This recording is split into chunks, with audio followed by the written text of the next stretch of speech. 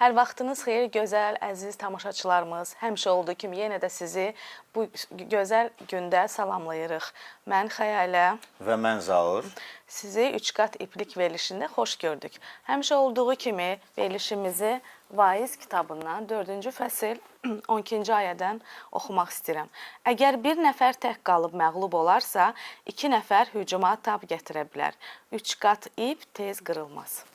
Hər bir verilişimizdə biz ailə münasibətlərinə aid bir çox mövzuları araşdırırıq və hər bir mövzu özü-özlüyündə həm mürəkkəb, həm də vacibdir. Bugünkü bizim sizinlə danışmaq istədiyimiz mövzu Məsihdə ikinci nigahdır.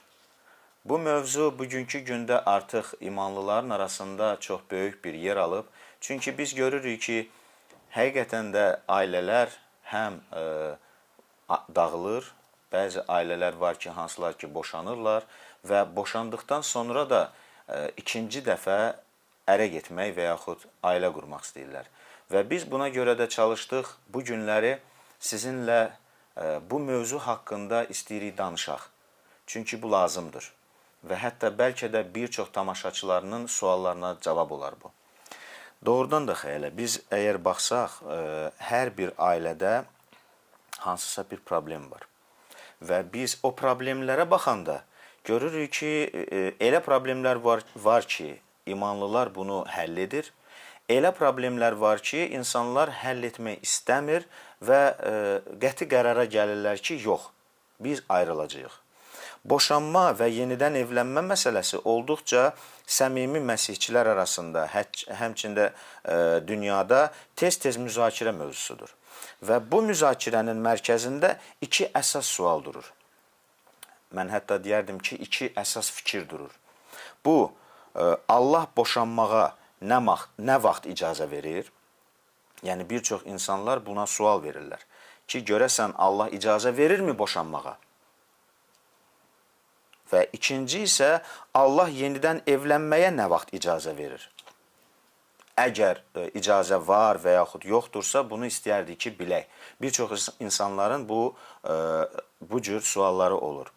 Və müxtəlif məzhəblər, müqəddəs yazıları necə şərh etdikləri vəziyyətə əsaslanaraq bu məsələ ilə bağlı fərqli fikirlər olur. Əgər onların inancları Allahın sevgisinə əsaslanırsa, biz onların baxışlarına hörmətlə yanaşmalıyıq. Əlbəttə ki, bütün fikirlərimiz %100% müqəddəs yazılara əsaslansa, çox yaxşı olar.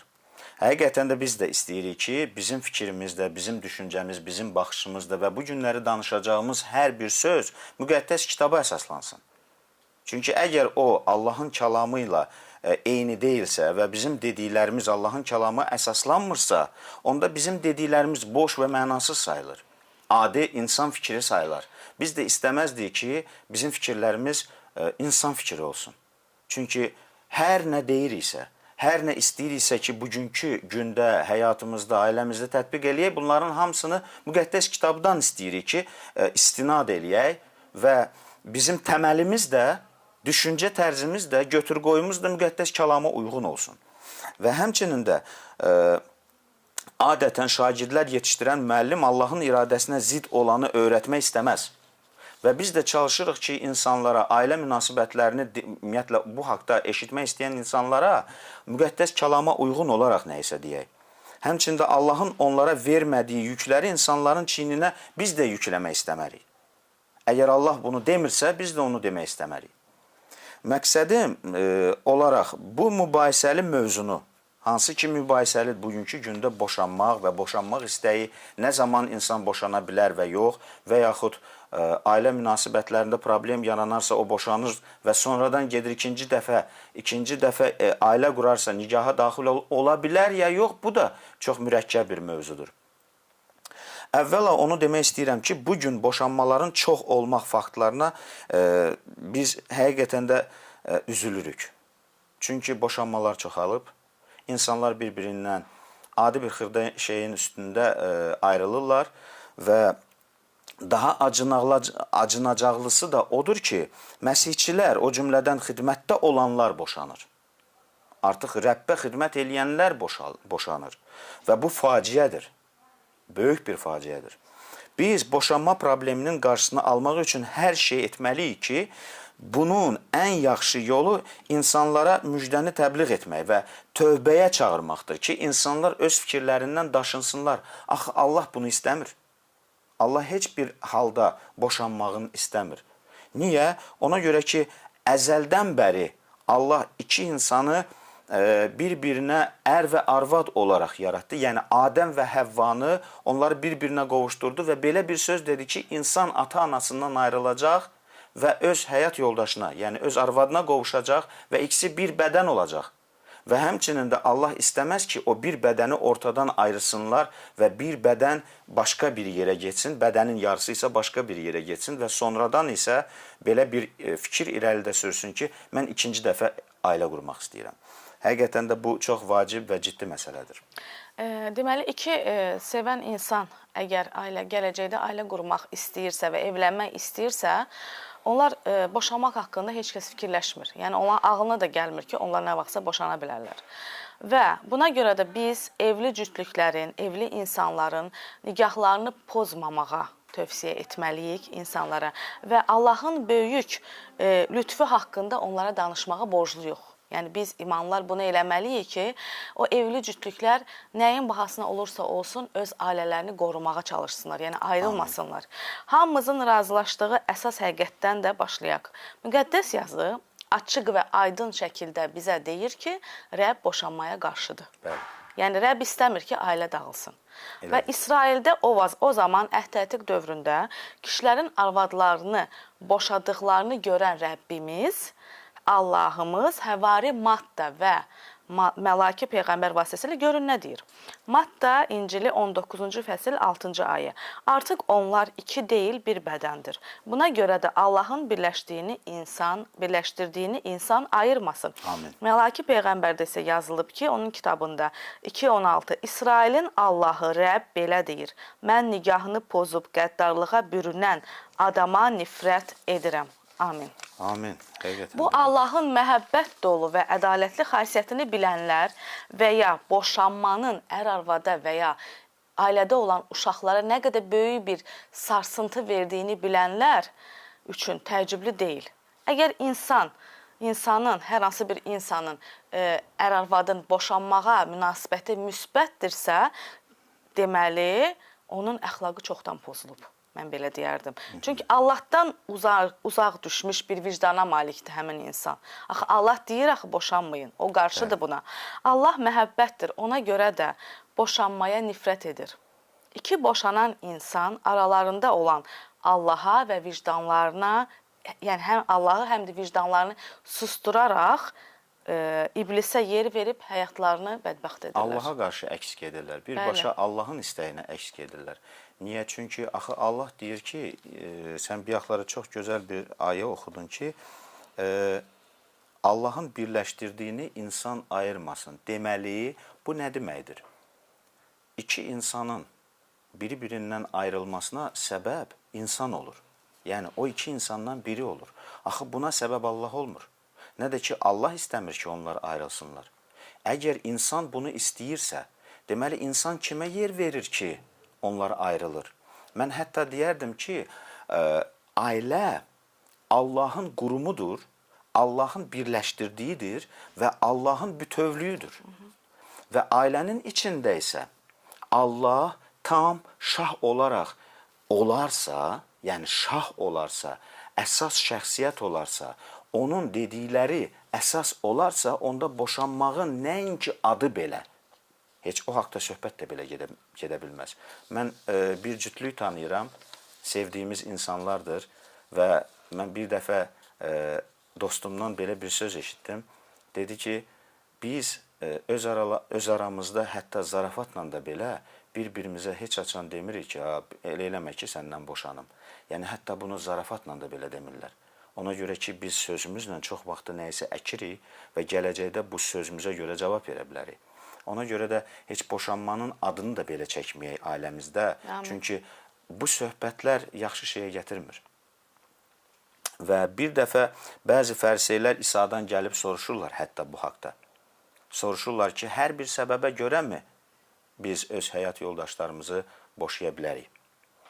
Və İsa Məsih onlara çox gözəl və tutarlı bir cavab verir. Mən istəyərdim həmin yeri oxuyum. Bu Matta İncili 19-cu fəsil 3-cü ayədən 6-cı ayəyə qədər olan yerlərdə yazılıb. İsa Məsih onlara həm əhd-i ətiqi yada salır. Niyə? Çünki mən ümumiyyətlə fikir verirəm ki, fərisilər çalışırdılar ki, İsa'da səhv tutsunlar. Onu da elə bir vəziyyətlə gətirib çıxardırdılar ki, yəni sən nə deyirsən bu vəziyyətdə? Ailənin boşanmağı hər bir səbəbə görə olar, yoxsa yox. Və onların istinad elədikləri də nə idi ki, əhd-i ətiq dövrlərində Musa Peyğəmbər onlara bunu icazə vermişdi. Amma İsa Məsih indi ya Musanı, belə deyək də, səhv çıxartmalıydı ki, o səhv etdi. Amma əgər o Musaya qarşı nəsə danışsaydı, onda onu daşqalaq eləyəcəkdilər. Niyə? Çünki onlar Musaya hörmət edirdilər. Amma əslində heç nə Musaya, nə Allaha hörmət etmirdilər. Onların öz məqsədləri var idi ki, İsa'nı bu vəziyyətdə səhv çıxartsınlar və onun özünü öldürsünlər. Yəni, məqsədləri o idi ki, sənin danışdıqların düz deyil. Amma İsa Məsih çox gözəl və hikmətli bir cavab verir. Mən həmin yeri istəyirəm oxuyum. Bəzi fəriseylər İsa'nın yanına gəlib onu sınamaq üçün, bax, sınamaq üçün belə bir sual verdilər. İnsanın öz arvadını hər səbəbə görə boşamağa icazəsi varmı, ya yox? İsa cavab verib dedi, oxumamısınız ki, fikir versən nə deyir? Yəni, bu söhbət yeni əhdin söhbəti deyil. Bu söhbət əhd-i ətiqdən gəlmə söhbətdir. Yəni, bu Allahın dedikləridir və Allah dəyişmədiyi üçün onun sözü də dəyişmir. Allah bəyən bu günləri deyir ki, hə, olar sabahları deyəcək, yox, olmaz. Axı, Allah dəyişmir. Yəni, heç bir səbəbə görə, istəyir onun bacısı oğlu olsun, istəyir onun qardaşı olsun, istəyir onun doğmaca oğlu olsun, onun üçün fərqi yoxdur, Allah ədalətlidir. Allah heç açan fikrini dəyişməz. Nə də ki, kiməsə görə də qayda da dəyişməz, nə də qanun dəyişməz. Qanun, qayda budur. Allahın birləşdirdiyini insan ayırmamalıdır. Amin. Amma Musa Peyğəmbərin verdiyi qərarı onlar İsa Məsihə təklif edirdilər ki, axı Musa bunu deyir. Musa deyir bizə, biz özümüzdən gətirib bu söhbəti sənə demirik. Musa belə eləyib. Yaxşı, sən nə deyirsən bu haqda? Və İsa görün nə deyir? Oxumamısınız ki, Yaradan başlanğıcdan onları kişi və qadın olaraq yaratdı və dedi, buna görə də kişi ata-anasını tərk edib arvadına qovuşacaq və ikisi bir bədən olacaq. Amin. Artıq onlar iki deyil, bir bədəndir. Buna görə də qoy Allahın birləşdirdiyini insan ayırmasın. İnsan deməli ayırır. Cavab olaraq İsa Yaradılış kitabının ilk səhifələrindən, ayələrdən sitat gətirir ki, burada deyilir ki, ilk plan, Allahın planı, Allahın məqsədi kişinin qısa bir müddət ərzində deyil, əbədi olaraq arvadı ilə birləşmək idi. Artıq onlar burada yaşadıkları zamandan və həmçində bu dünyadan köçdükləri də zamanda İsa Məsihə belə bir suallar da vermişdilər ki, yaxşı, bir kişinin arvadı ölərsə və yaxud əri ölərsə, onda o nə etməlidir? Həmin zamanda İsa Məsih gözəl bir cavab vermişdi ki, artıq o azaddır. Və artıq əgər onun həyat yoldaşı öldüsə, dünyasını dəyişdirsə, qadın azaddır. Və həmçində kişi də azaddır bu vəziyyətdə. Və istədiyi ilə ailə qura bilər. Amma söhbət burada ondan getmir axı. Burada söhbət ondan gedir ki, hələ əri sağ ikən. Belə bir vəziyyətdə Allah deyir ki, onlar artıq birdirlər və boşanmamalıdırlar və ayrılmamalıdırlar. Musa dedi ki, Allah iki insanı onlardan bir ailə qurmaq arzusu ilə yaratdı. Evlilik ən vacib münasibət formasına çevrilib. Ailə yarandıqdan sonra nikah münasibətləri valideynləri ilə münasibətdən daha yüksək statusa sahib olur. Yəni, artıq iki insan bir-biri ilə birləşiblərsə, artıq valideynlər ikinci plana keçir. Yəni, artıq valideynlərindən onlar ayrılmalıdırlar. Onlar bir bədən olaraq birlikdə yaşamalıdırlar və artıq hörmət saxlamalıdırlar. Sözsüz ki, valideynlərə hörmət lazımdır, onlar saymaq da lazımdır, vaxtaşırı onlara baş çəkmək lazımdır. Amma onlar ayrılmalıdırlar və bir bədəndirlər. Birlikdə olmalıdırlar. Burada söhbət, boşanmadan belə söhbət də belə gedə bilməz. Və siz təsəvvür edirsiniz, fəriseylər gəlib İsa'ya bu sualı verəndə, Rəbb nə yaşadı? Həqiqətən görün nə yaşadı ki, onlar özləri də bilmədən birbaşa Rəbbə, onları Eden bağında yaradan, quruluş verən, onları biri-biri ilə birləşdirən, ömür gün yoldaşı eləyən, onları birləşdirən Allaha görün nə sual verirlər. Rəbb onlara ürək ağrısı ilə cavab verir deyə. Çünki ayrılmağa, boşanmağa Allah çox pis baxır. Çox pis baxır. Allah bizi sevir, lakin günaha nifrət eləyir. Və bir çox hallarda da boşanmağa səbəb olan şeylər günahdır. Günaha görə insanlar bir-birindən ayrılır. Bir-birində görmədiklərini başqasında görürlər. Bir-birlərində nəyisə səhv olduğunu görmürlər, amma başqasında o elə bir səhvlər görürlər ki, və ona da səbəb gətirirlər ki, yox da indi mən ondan yaşaya bilmirəm. Bir-birimizlə daha yəni artıq biz bir-birimizlə yaşaya bilmirik, bir-birimizin sözümüz boğazımızdan keçmir. Gör nəyi bəhanə gətirirlər. Onun sözü mənim boğazımdan keçmir və yaxud mənim sözüm onun boğazından keçmir. Və buna istinad gətirirlər ki, mən buna görə ayrılıram. Amma Allah nəinki boşanmağa nifrət edir. Həmçinin də bu haqda danışıqlara da belə və bu fikirləri bir-birinə söyləməyə də belə, hədə qorxu gəlməklərə də belə pis baxır. Həqiqətən də bu belədir və acınacaqlı vəziyyətdir. Mən bir hadisədə danışmaq istəyirəm. Belə bir ailədə belə bir vəziyyət də yarana bilər ki, yəni qadının heç bir günahı ola bilməz. Yoldaşı qıraqda bir qadın tapa bilər və ona görə bu səbəbdən də öz yoldaşını boşanmağa qərar verə bilər. Burada egoist yoldaşı, yəni ər buna görə öz ailəsini dağıda bilər və burada bir sual yaranır. Yaxşı, burada qadının günahı yoxdur ki, onun ailəsi dağılır və bu qadın boşanandan sonra onun vicdanı yol verə bilərmi, o yenidən ailə qursun? Yəni bu ola bilərmi? Və boşanma və yenidən evlənmə ilk dəfə Levilər kitabında xatırlanır. Musanın qanunu kahinlərə boşanmış qadınla evlənməyə qadağan edir.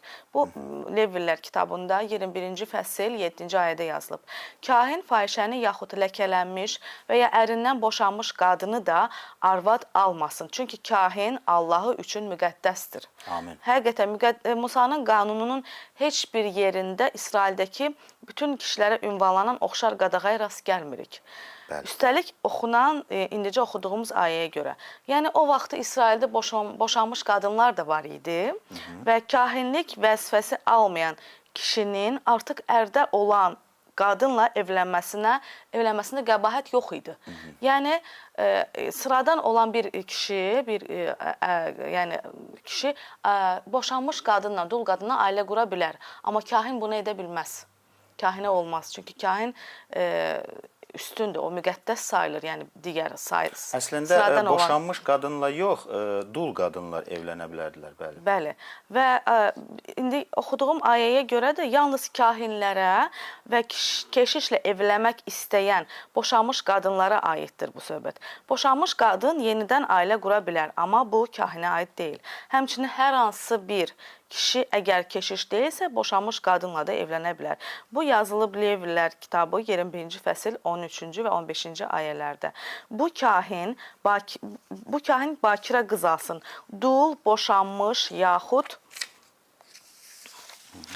fahişəliklə ləkələnmiş qadın yox, yalnız öz xalqından olan bakirə qız alsın ki, onun övladları xalqı arasında ləkəli olmasın. Onu təqdis edən Rəbb mənəm.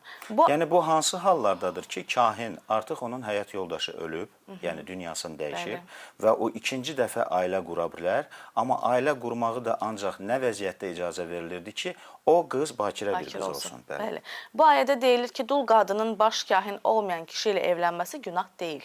Bəli. Həm də çox aydın şəkildə nəzərdə tutulur ki, baş kahin olmayan hər bir kişinin dul qadınla nikahının tam qanuniliyi ortaya çıxır. Bəli. Və Romalılarda da belə yazılıb 7-ci fəsil 2-ci, 3-cü ayədə.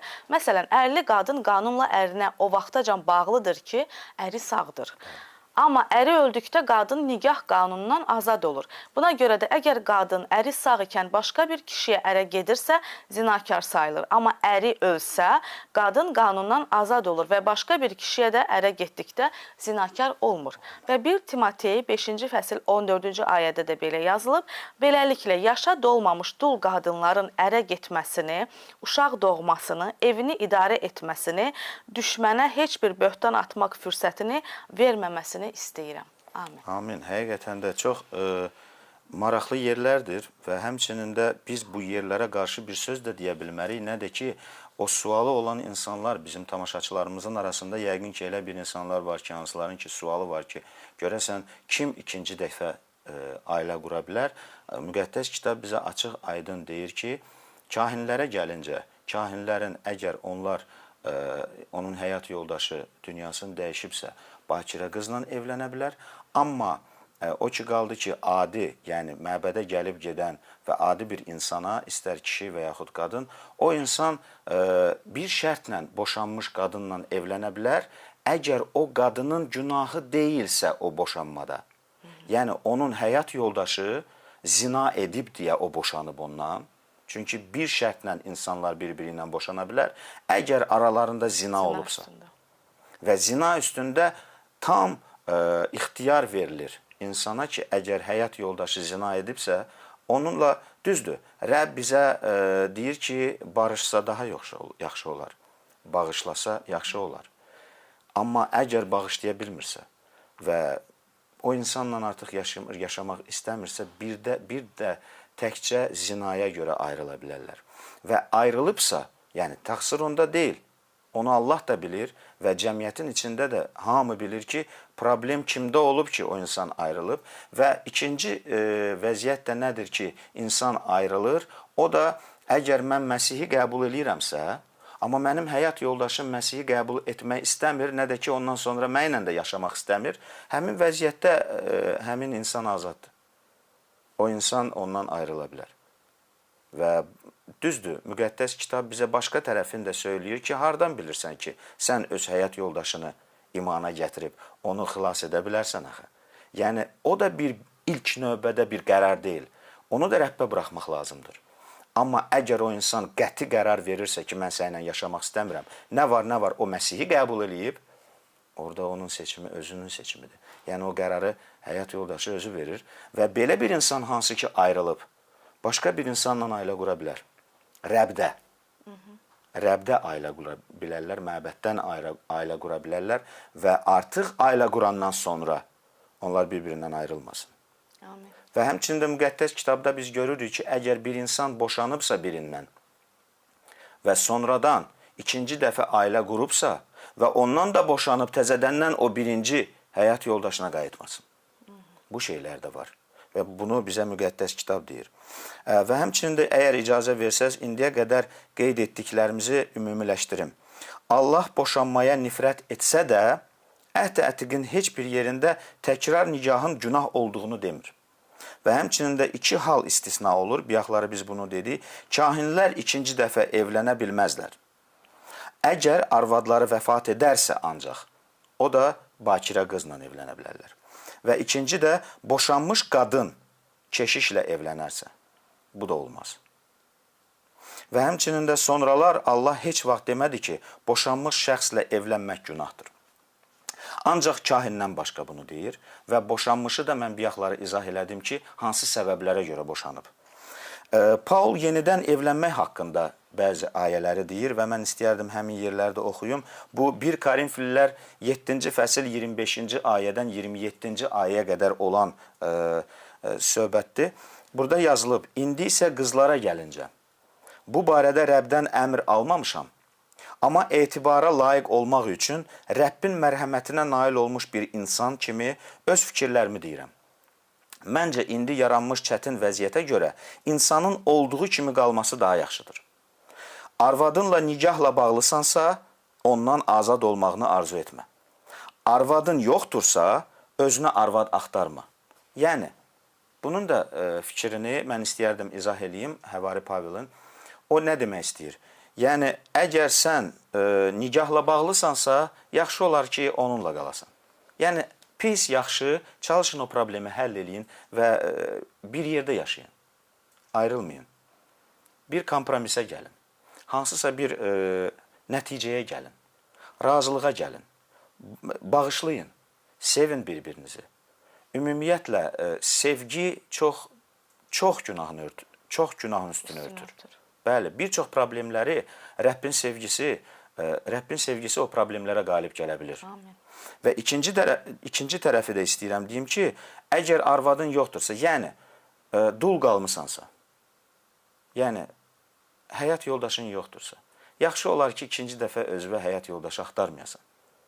Yəni sözsüz ki, Həvari Paul bizə dəfələrlə biz müqəddəs kitabda görürük ki, mən deyir sizi əziyyətdən qorumaq istəyirəm. Yəni sözsüz ki, ikinci dəfə ailə quranda o problemlər gəlir təzədəndən, əgər o şeylərlə rastlaşacaqsansa, sən bunu istəmirsənsə, yaxşı olar ki, ailə qurmayasan ikinci dəfə. Amma əgər sən özünü saxlaya bilmirsənsə və günah etməkdənsə, hansısa bir cinsi əxlaqsızlıq və iblisə yer verməkdənsə, Kəlam bizə deyir, Həvari Paul da deyir ki, yaxşı olar ki, evlənəsən. Müqəddəs yazıların bu hissəsində Paul boşanmış insanlara müraciət edir. Və həmçinin də evlilərə, heç vaxt evlənməmişlərə də belə və boşanmışlara məsihçilərin o dövrdə yaşadıkları təqiblərə görə indiki vəziyyətlərindən qalmağı tövsiyə edir. Çünki o vaxtı təqiblər də çox idi, imanlılar Rəbbə görə təqib olunardı və bununla belə Paul açıq şəkildə bildirir ki, boşanmış insanlar və bakirə qızlar evlənsələr günah etməzlər. Həmçinin də qeyd edir ki, Paul boşanma səbəblərinə əsaslanaraq yenidən evlənmənin qanuniliyini müəyyən edir. Daha doğrusu müəyyən etmir. Demir ki, boşanmış şəxs yalnız əvvəlki evliliyində mükəmməl olsa, yenidən evlənə bilər. Sözsüz ki, bunu dəqiqliyi ilə Allahdan başqa heç kim bilmir. Amma Paul bütün bu şeyləri yekunlaşdıraraq bizə belə bir fikir söyləyir ki, demək olar ki, hansısa bir Allahdan uzaqlaşmış və Rəbbin sözünü öz həyatında yerinə yetirməyən həmin insan öz həyat yoldaşını tərk etmiş, həmin imanlı yenidən ailə qura bilməz. Həmçinin də iki imanlı insan olaraq Paul bunu heç vaxt qeyd eləmir ki, onlar ailə qura bilməzlər. Biz bütün bu şeyləri yekunlaşdıraraq ilkin növbədə bir şey demək istəyirik. İkinci dəfə ailə qura bilər ancaq bir şərtlə ki, əgər sənin həyat yoldaşın artıq dünyasını dəyişibsə. Və biz tamaşaçılarımıza da bu dəqiqə bir tövsiyəmiz var. Əgər ailənizdə hansısa bir problem varsa, çalışmayın o dəqiqə o problemi bir-birinizə boşanacam bu sözlərlə deyəsiniz. Çünki bu yaxşı bir şey deyil. Nə ər arvadın üzünə bu sözü çırpmasın, nə də ki, arvad öz ərinə dəqiqə başı o sözü bir-birinə deməsin.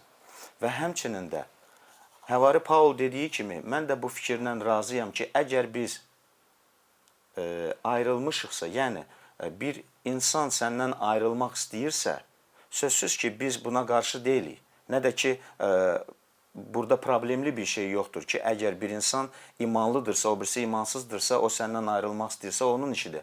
Amma biz həmişə sülhə çağırırıq. Biz həmişə barışığa çağırırıq.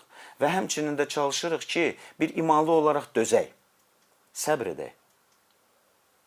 Tez qərarlardan qaçaq, Rəbbin qərarları ilə öz həyatımızı quraq.